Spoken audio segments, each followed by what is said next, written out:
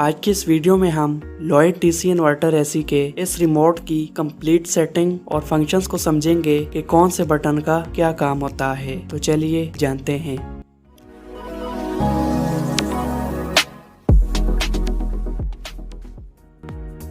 तो सबसे पहले दोस्तों रिमोट के इस हिस्से को यानी कि इस पार्ट को डिस्प्ले कहते हैं। इसके बाद दोस्तों ये जो बटन है इससे एसी ऑन भी होता है और इसी बटन से ऑफ भी होता है। जब आप दोस्तों इस बटन को प्रेस करेंगे तो एसी उस मोड में ऑन हो जाएगा जिस तरह आपने एसी को जिस मोड में सेट किया हुआ होगा।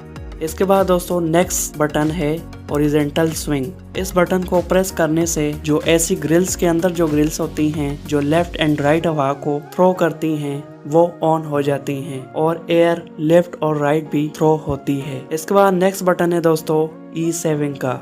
इस बटन को दोस्तों इकोनॉमिक बटन भी कहते हैं और इको भी कहते हैं। अगर आप इको बटन को प्रेस कर देते हैं तो इस मोड में एसी बहुत कम एनर्जी के साथ चलता है जिसमें कंप्रेसर की स्पीड भी स्लो हो जाती है और एंड ऑन में जो ब्लोअर है उसकी स्पीड भी स्लो हो जाती है और जो एसी का टेम्परेचर है वो भी 22 पर बाय डिफॉल्ट सेट हो जाता है। इस मोड का फायदा ये होता है इसमें बिजली की भी बचत होती है और एसी टेम्परेचर को सेंस करते हुए ऑटो चलता है जिस तरह कंपनी ने बाय डिफॉल्ट सेट किया होता है।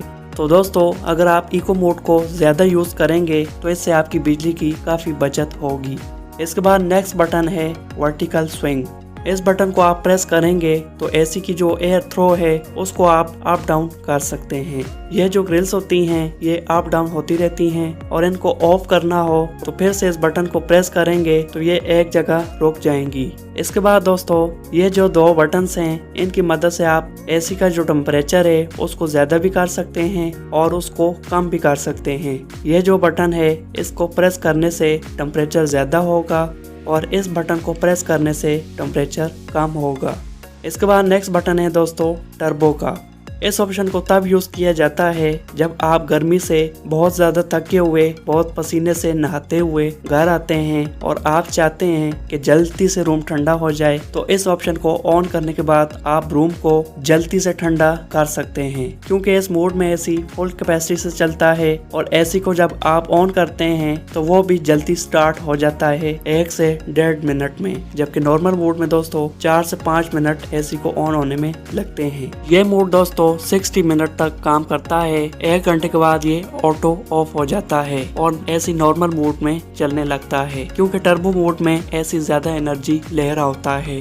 इसके बाद नेक्स्ट बटन है दोस्तों स्पीड का। इस बटन की मदद से आप फैन की स्पीड को लो, मीडियम, फास्ट और ऑटो कर सकते हैं। अगर आपको हवा ज्यादा चाहिए और जल्दी रूम को ठंडा करना है तो आप इस बटन को प्रेस करके फैन की स्पीड को फास्ट कर सकते हैं। जब आप इसको एक बार प्रेस करेंगे तो फैन लो स्पीड पर चलेगा, जब सेकंड बार प्रेस करेंगे तो फैन मीडियम स्पीड पर चलेगा, जब थर्ड बार प्रेस करेंगे तो फैन हाई स्पीड पर चलेगा और जब चौथी दफा आप प्रेस करेंगे तो फैन ऑटो मोड में चला जाएगा जिस तरह कंपनी ने रखा होगा।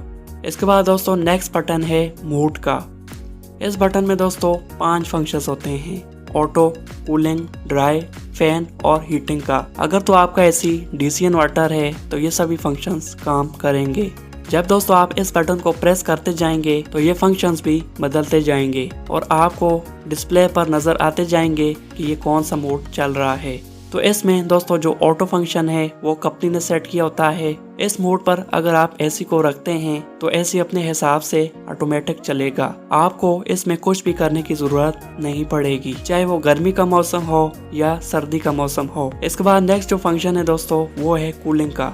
अगर गर्मी का मौसम है तो आप कूलिंग मोड पर एसी को अपनी मर्जी से सेट कर सकते हैं, चाहे आप जितना भी टेम्परेचर रखना चाहते हैं। इसके बाद नेक्स्ट जो मोड है दोस्तों वो है ड्राई मोड। ड्राई मोड दोस्तों रूम में नमी को खत्म करने के लिए यूज किया जाता है। रूम में जो ह्यूमिडिटी होती है, जब मानसून का मौसम हो, बारिश का मौसम हो, बारिश बाहर लगी हो तो इस मोड को ज्यादा से ज्यादा यूज किया जाता है। इस मोड में एसी बिल्कुल स्लो चलता है और इसमें आप फैन की स्पीड को कंट्रोल नहीं कर सकते, सिर्फ टेम्परेचर को अप डाउन कर सकते हैं। इसके बाद नेक्स्ट जो फंक्शन है दोस्तों वो है फैन का। अगर दोस्तों आप सिर्फ फैन की हवा लेना चाहते हैं तो इस मोड को ऑन कर सकते हैं। इस मोड में आपको ना हीटिंग मिलेगी और ना ही कूलिंग मिलेगी। इस मोड में आप एसी को सीलिंग फैन के तौर पर यूज कर सकते हैं। इसके बाद दोस्तों लास्ट जो फंक्शन है वो है हीटिंग का। हीटिंग मोड में दोस्तों जब एसी को आप लाते हैं तो इसमें आपको गर्म हवा मिलेगी और इस मोड को सर्दियों में यूज किया जाता है।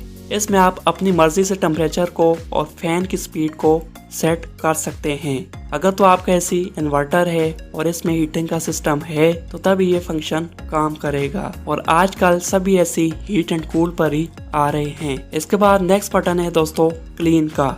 इस बटन को आप जब प्रेस करते हैं तो इंडोर में जो फिल्टर्स होते हैं वो ऑटो क्लीन होते हैं, लेकिन उस तरह साफ नहीं होते जिस तरह आप खुद निकाल कर करते हैं। इसके बाद नेक्स्ट बटन है दोस्तों टाइमर का। इस ऑप्शन की मदद से आप एसी को ऑटोमेटिक बना सकते हैं। फर्ज करें अगर आप चाहते हैं कि एसी 1 घंटा चलने के बाद खुद ही बंद हो जाए तो इसके लिए आप टाइमर बटन से ऑन ऑफ टाइम लगा सकते हैं। इसके लिए टाइम सेट करने के लिए आप इस हॉर मिनट बटन से मिनट और घंटे सिलेक्ट कर सकते हैं। इसके बाद नेक्स्ट बटन है दोस्तों स्लीप का। इस फंक्शन का दोस्तों ये काम होता है जब रात को आप एसी ऑन करते हैं और इस ऑप्शन को ऑन कर देते हैं तो तब एसी स्लोली कूलिंग करेगा और एसी का फैन भी स्लो चलेगा और आवाज भी नहीं होगी, क्योंकि दोस्तों जब बंदा सो रहा होता है तो हमारा जिस्म गर्म होता है। तो इस मोड में ज्यादा रूम ठंडा नहीं होता और हर 1 घंटे के बाद 1 डिग्री टेम्परेचर ज्यादा हो रहा होता है। और ऐसा दोस्तों मैक्सिमम 8 घंटे तक टेम्परेचर कम होता रहता है और हम कंफर्टेबल महसूस करते हैं। इसके बाद नेक्स्ट बटन दोस्तों सेट टाइम का। इस बटन से दोस्तों आप रिमोट में जो क्लॉक टाइम होता है उसको सेट कर सकते हैं। इसके बाद नेक्स्ट बटन है दोस्तों डिस्प्ले का। इस बटन की मदद से आप रिमोट की लाइट को ऑन और ऑफ कर सकते हैं और साथ में इंडोर की जो डिस्प्ले की लाइट होती है उसको भी ऑन ऑफ कर सकते हैं। यह बटन दोस्तों रात को ही काम आता है। अगर आप चाहते हैं कि रूम में टेम्परेचर हमें नजर ना आए तो इस बटन से लाइट ऑन या ऑफ कर सकते हैं। तो यह थी दोस्तों लॉयड डीसी इन्वर्टर एसी के इस रिमोट की कंप्लीट सेटिंग। अगर आपको कोई भी समझ ना आई हो तो नीचे कमेंट कर दें, उसका जवाब आपको मिल जाएगा। तो मिलते हैं दोस्तों जल्दी नेक्स्ट वीडियो।